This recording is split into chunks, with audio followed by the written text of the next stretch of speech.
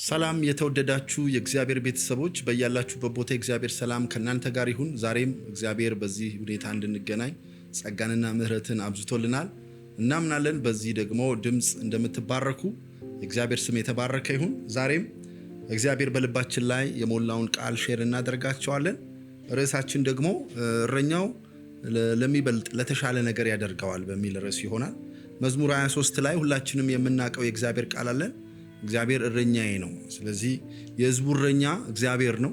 ከእግዚአብሔር ጋር ለሚኖሩ ሰዎች ደግሞ አንድ እውነት ልንረዳው የሚያስፈልገን ነገር በሕይወታችን በምናልፍበት ነገሮች በሙሉ የምንገባባቸው የሚያጋጥሙ ኔጌቲቭ ነገሮች ካሉ እረኛችን ይታደገናል ብቻ ሳይሆን ያድነናል ብቻ ሳይሆን ለሚበልጥና ለተሻለ ነገር ደግሞ ያደርገዋል። የእግዚአብሔር ማዳን ለየት የሚያደርገው ይሄ ነው።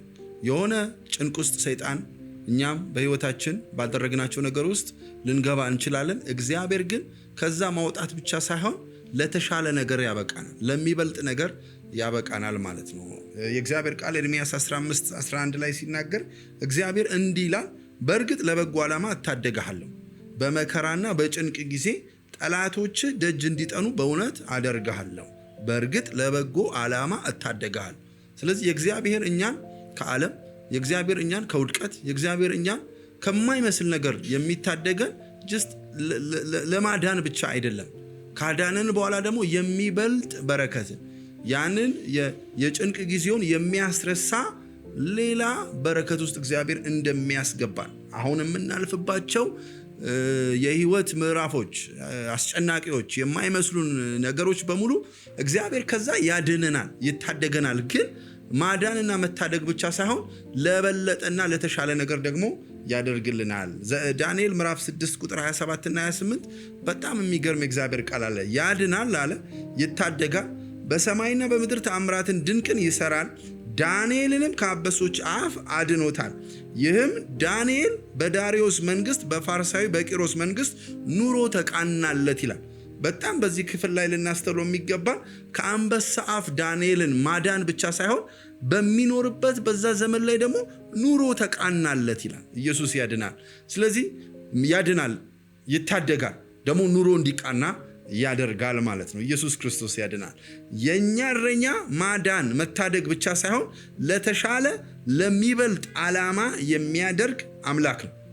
ብዙ ሰዎች የደረሰባቸው ነገር ያጋጠማቸው ነገር ከዛ ተነስተው ለራሳቸውም ራሳቸው ትርጉም ይሰጣሉ። እኔ ማለት ይሄ ነኝ ይላሉ። ሰዎችም በዛ የህይወት ምዕራፍ ደስ በማያሰኝ የህይወት ምዕራፍ ገብተን ሲያዩ ስለኛ የተለያዩ ነገሮችን ሊናገሩ ይችላሉ። እነግራቸዋለሁ። እግዚአብሔር ግን ታሪካችንን ይቀይራል።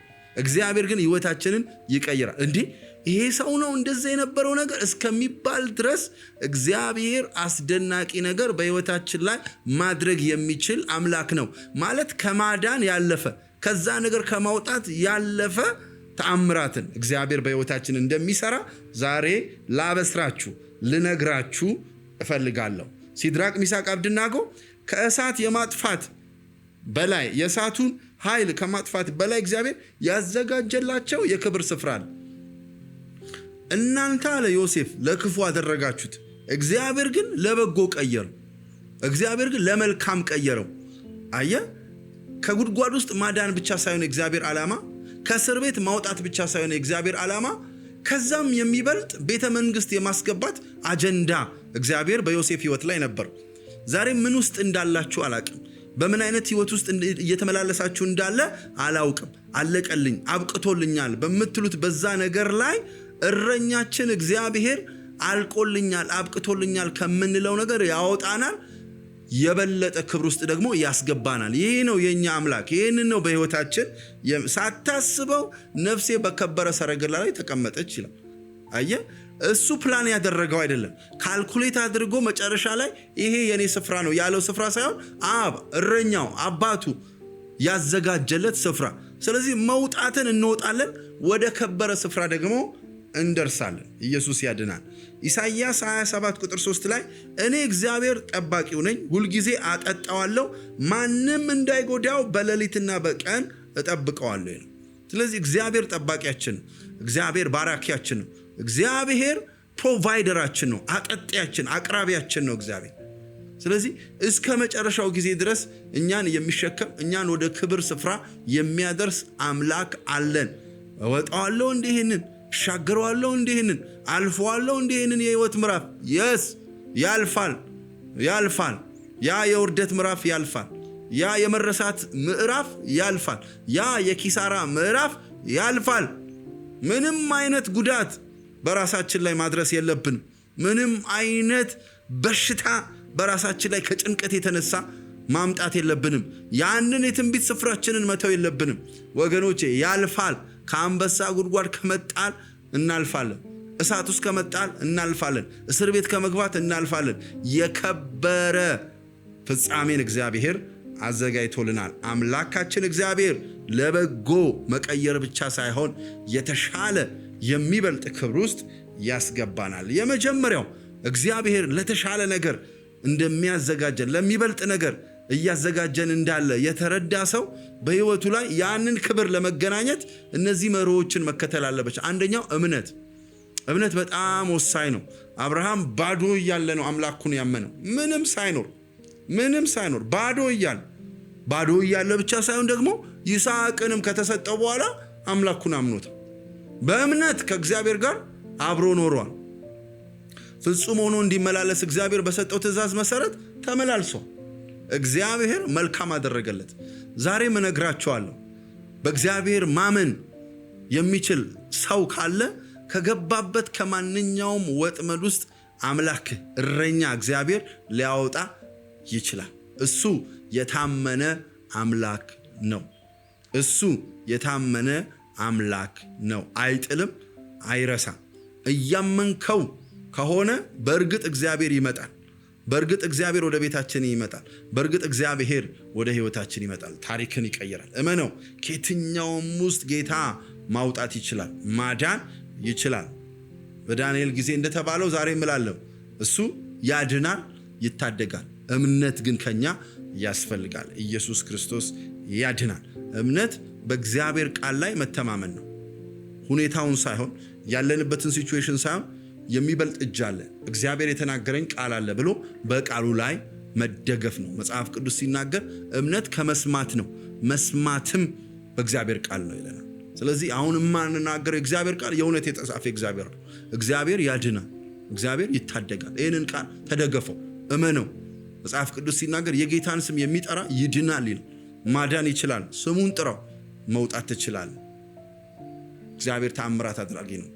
የመጀመሪያው እምነት ነው ከኛ ህይወት የሚጠበቀው። ሁለተኛ ከኛ ህይወት የሚጠበቀው ታምኖ መጠበቅ ነው።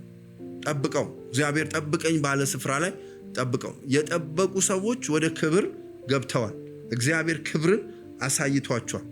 ዳንኤል 6:23 ላይ የዚያን ጊዜ ንጉሱ እጅግ ደስ አለው፣ ዳንኤልን ከጉድጓድ ያወጡት ዘንድ አዘዘ። ዳንኤልም ከጉድጓድ ወጣ፣ በአምላኩም ታምኖ ነበርና አንዳች ጉዳት አልተገኘበትም። በአምላኩም ታምኖ ነበርና። ታምነህ ጠብቀው። መጠበቅ ብቻ ሳይሆን ታምኖ መጠበቅ። ታምኖ አምላኩን ጠብቆ፣ ታምኖ በአምላኩ በኢየሱስም አንድ ሰው በአምላኩ መታመን ይሁንለት። በአምላኩ ተደግፎ አምላኩን መጠበቅ ይሁንለት። ሶስተኛ ጸሎት ነው። በጭንቅ ሰዓት፣ በረብሻ ሰዓት፣ በነውጥ ሰዓት የሚጸልዩ ሰዎች እግዚአብሔር ድራማ እስከሚመስል ድረስ፣ ፊልም እስከሚመስል ድረስ ታሪክን ሲቀይር አይተነዋል። ጴጥሮስ ታስሮ ነበር። ቤተ ክርስቲያን ግን ጥብቅ ጸሎት ታደርግ ነበር። የዚያ ጊዜ በማያስቡት ሁኔታ በቤታቸው የጸሎታቸው መልስ መጣላቸው።